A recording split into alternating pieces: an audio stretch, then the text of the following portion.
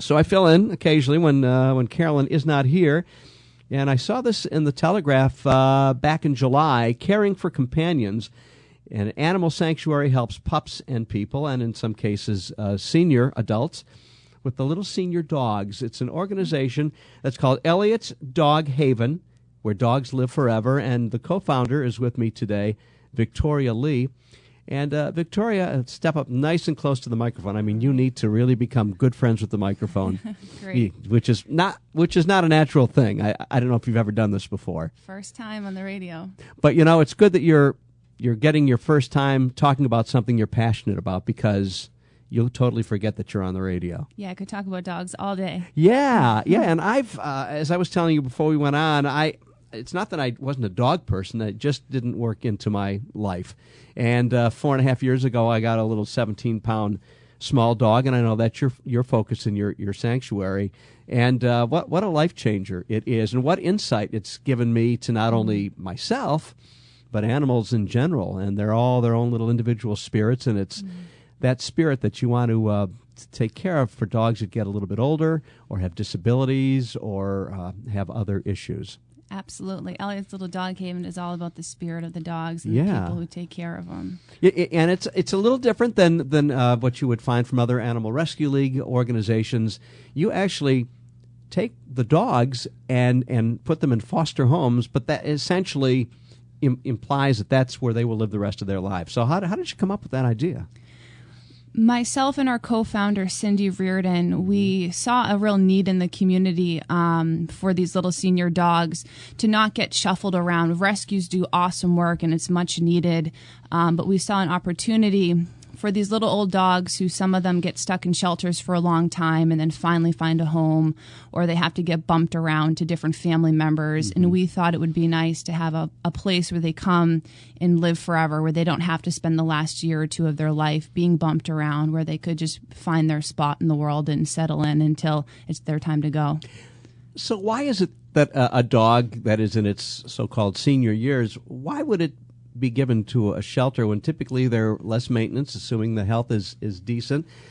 Is it people that just move to places that don't allow dogs, or why do you find that people are surrendering these little creatures? I think with our pups in our population, it has a lot to do with medical expenses for them, even just needing to go more often for checkups, little, health problems here and there can really add up. And a lot of people who have older dogs, they've had them for a while, and maybe their life does change as well. So finances can shift and they can't afford it anymore. We have a lot of dogs who are blind, deaf, diabetic, have Cushing's disease, and we know a lot about how to handle these conditions, so it isn't overwhelming for us.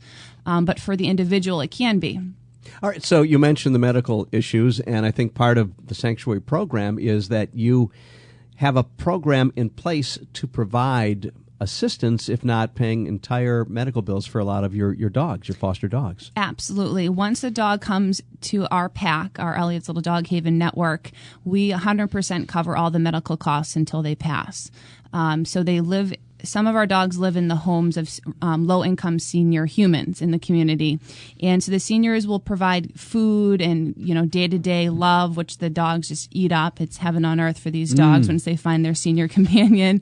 But we pay all the medical bills, and we usually will help take them to their vet appointments. We drive them, and we have a great vet, two actually, one in Amherst, one in Hudson, Kodiak and Hudson, and Ponima in Amherst, that we have their cell phone numbers, so we have a really great working relationship, and we can make it easy to get them the care they need.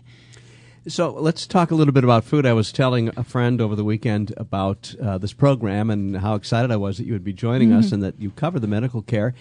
And she pointed out, and probably accurately so, that some seniors, being able to afford the food might be a deal breaker for them. A small dog doesn't eat that much food, and I think that you prefer the healthier foods, which are typically more expensive, Blue Buffalo or Origin, which is what I use. So is there anything in place, or could there be, to have some people that are donors underwrite even the food part of this equation. Yes, we're actually moving as we come into our second year of being up and running. We're looking to create more connections with either directly with food suppliers who would, donate the food, or like you said, people who want to sponsor, maybe one of our senior matches and could help take care of the food. One of our seniors who has two very needy dogs, he loves them to death. They're two little Shih Tzus. We actually take care of the food in that relationship because one of them, or actually both of them now, are on very, very expensive food due to food allergies. A lot of the Shih Tzus get that. Yeah, so that we were able to make a special contract with him. But yeah, moving forward, we'd love to grow in that area as well. One of the ways that you're at this point able to keep expenses down is you don't have a physical shelter or place. You essentially get the dogs out to their forever foster homes. But I know that down the road you'd like to have some kind of a green space or something that's organically and environmentally friendly. I mean, you're clearly into all health aspects of the people, the environment, and the dogs. And so what's the game plan on that? Right now, it's really a vision that we have. And again, as we move into our second year, we're going to hopefully be getting some of these things nailed down a little bit more concretely.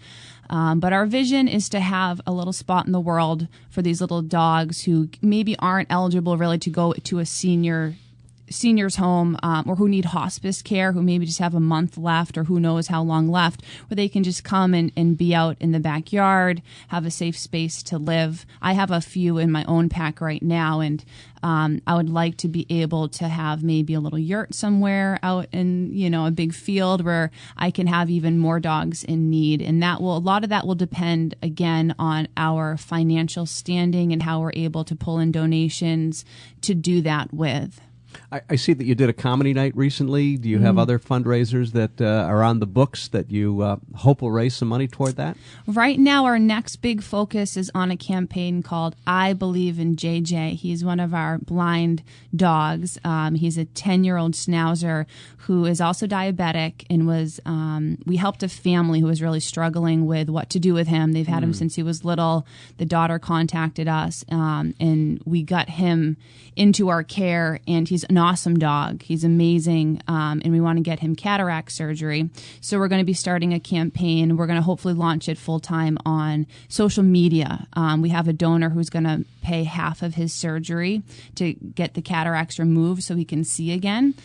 So that's our next big focus. We're going to come up with some ideas on that. We wanted to give a break over the holiday season to our board of directors who've been working really hard, and then we're going to get back into that. But our comedy night at Chunky's was amazing. It was really filled my heart with a lot of joy because so many people came out, and the spirit of everyone there was just amazing. It was really, really great, very humbling.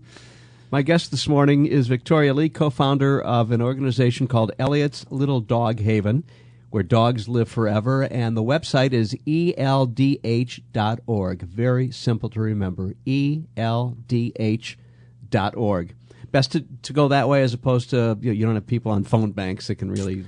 Not on the phone yet. We are on Facebook too, though. A lot of people contact us via Facebook. We try to do a daily post of one of the dogs. So a lot of people like to follow them online. Yeah, no, that's a great idea. So tell me about Elliot. Elliot was a dog of yours. So why did Elliot kind of inspire this whole sanctuary concept that is now saving lots of dogs? Yeah, Elliot was a tiny little dog that I got through a rescue who came from a puppy mill, and they were going to euthanize him as a baby because he was sick. And this wonderful woman took him in, fostered him back to his health, and then got him to me. And this dog was just full of joy. Every morning I'd wake up, smile on his face, smile on my face, and we did everything together. We hiked mountains. He came to work with me, and everywhere we went, he brought smiles to everyone, even people who didn't like dogs.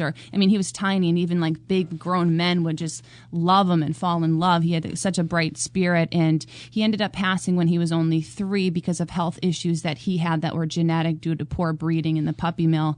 And when he passed away, I had a lot of space in my life because he was so needy medically and whatnot. And I decided to, just because he was gone physically didn't mean he needed to be gone completely. And so I carried his memory and his energy on, and the love that we had, and gave it to all the other dogs that we have and will have into the future.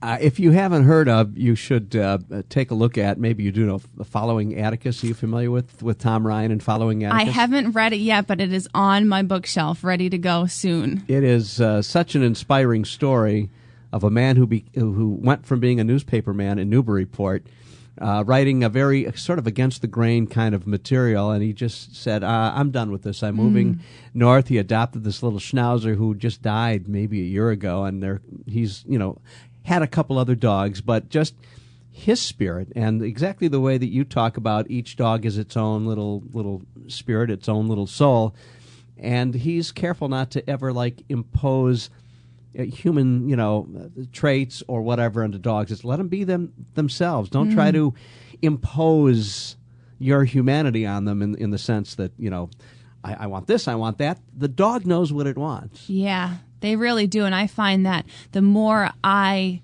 let a dog be a dog around me, the more I learn about life and about love, and they can really be a great leader for me when I, don't try to lead with the human aspects of myself. Sure. So, great leaders. Why do seniors make a really good match for the senior dogs and the dogs with disabilities and health issues?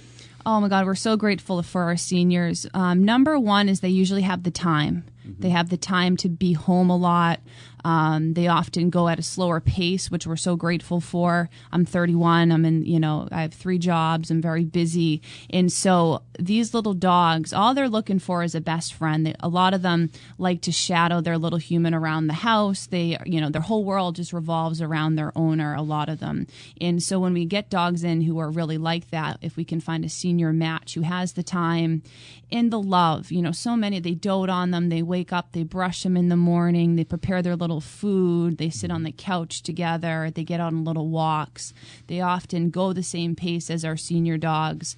And again, the time, the love, and just the relationship. A lot of them, it's a time in a lot of people's life where they're doing a lot of goodbyes. A lot of people, as people age, obviously they pass on.